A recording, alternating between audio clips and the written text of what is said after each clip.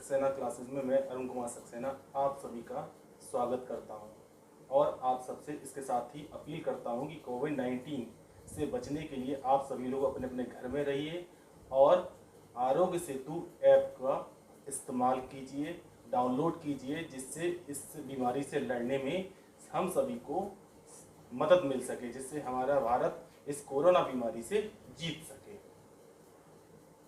आज हम एक नए साइंस के नए टॉपिक के बारे में जानेंगे, जिसके बारे में जो टॉपिक साइंस के भौतिक विज्ञान से लिया गया है। भौतिक विज्ञान में जो टॉपिक का नाम है उसका नाम है प्रकाश का परावर्तन। प्रकाश का परावर्तन क्या होता है, उसके सबसे पहले हम मूल बिंदुओं के बारे में जानेंगे कि प्रकाश है क्या। प्रकाश एक प्रकार की ऊर्जा है जिससे हमें वस्तुएं दिखाई देती हैं। प्रकाश हमें दिखाई नहीं देता है, बल्कि प्रकाश जिस वस्तु पर पड़ता है वो वस्तुएं हमें प्रकाश के माध्यम से दिखाई देती हैं। अब देखिए प्रकाश से वस्तुएं हमें किस प्रकार दिखाई देती हैं। सबसे पहले मान लेते हैं ये एक प्रकार की वस्तु है और ये सूर्य से आने वाला प्रकाश है और ये एक व्यक्ति यानी कि चूंकि मैं खड़ा हूँ और यहाँ से जब ये प्रकाश इस वस्तु पर पड़ता है तो इसकी पूरी सतह पर फैल जाता है और यहाँ से इस वस्तु से टकराने के बाद प्रकाश सीधे परावर्तन के पश्चात हमारी आंख में पहुंचता है। आंख पर जब इस वस्तु का प्रतिबिंब हमारी रेटिना पर बनता है। प्रकाश जब किसी वस्तु से टकराता है, टकराने के बाद प्रकाश उसकी पूरी सतह पर फैल जाता है। फैलने के बाद वहां से प्रकाश का परावर्तन शुरू हो जाता है और परावर्तित होकर प्रकाश हमारी आंख में एंटर करता है और उस वस्तु का प्रतिबिंब हमारी आंख के अंदर पूर्ण रूप से बन जाता है और वस्तु हमें दिखाई देने लगती है।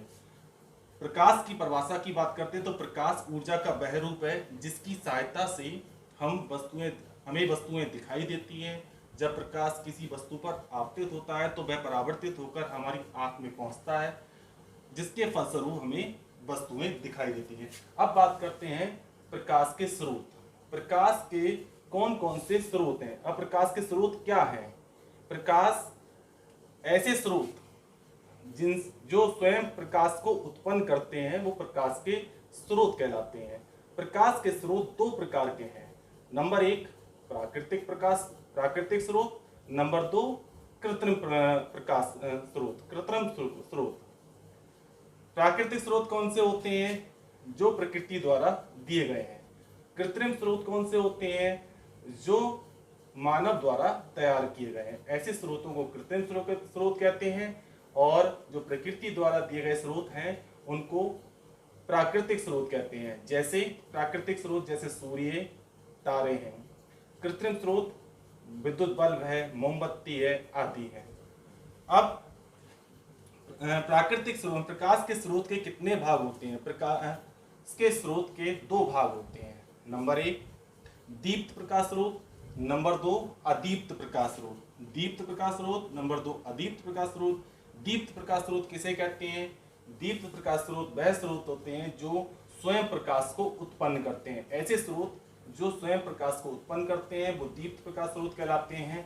जैसे सूर्य है, जो सूर्य के हम जानते ही हैं कि सूर्य प्रकाश को स्वयं उत्पन्न करता है, इसलिए वह दीप्त प्रकाश स्रोत हुआ। और तारे हैं, जो ऐसे स्रोत जो स्वयं प्रकाश को उत्पन्न करते हैं वो दीप्त प्रकाश स्रोत कहलाते हैं।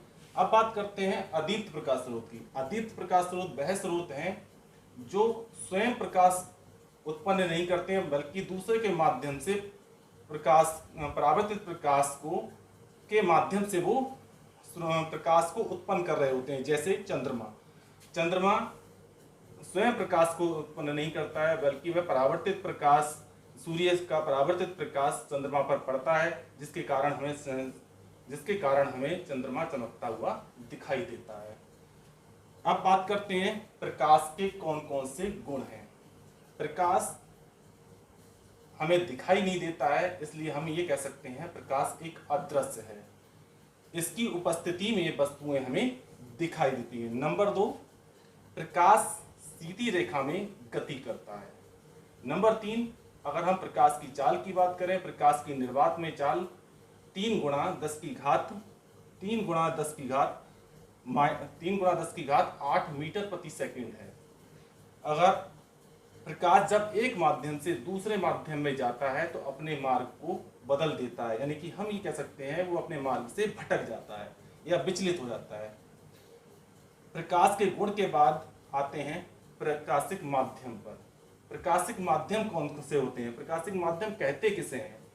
प्रकाश जिन माध्यमों से होकर गुजरता है उन्हें हम प्रकाशिक माध्यम कहते हैं।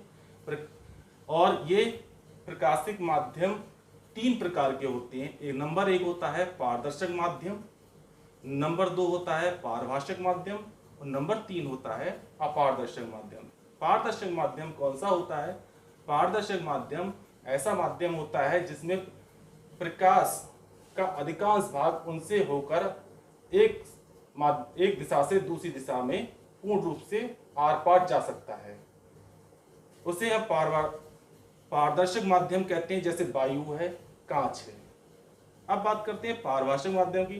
पारभाषक माध्यम में प्रकाश का पूर्ण भाग एक तरफ से दूसरी तरफ नहीं जा पाता है, उसका कुछ आंशिक भाग ही उसमें पहुंच पाता है। ऐसे माध्यम को हम पारभाषक माध्यम कहते हैं। जैसे दूषित जल है, तेलीय कागज है, तेल में डूबा हुआ कागज है, अगर उसको हम देखेंगे तो उसमें प्रकाश को जब एक तरफ से दूसरी तरफ को हम उसमें ट्राई करेंगे कि टॉर्च की रोशनी से हम उसको एक तरफ फोकस करेंगे तो दूसरी तरफ उसका पूरा प्रकाश दूसरी तरफ नहीं जा पाएगा। ऐसे ही दूषित जल में भी यही प्रक्रिया होती है। तीसरा आता है अपारदर्शक माध्यम।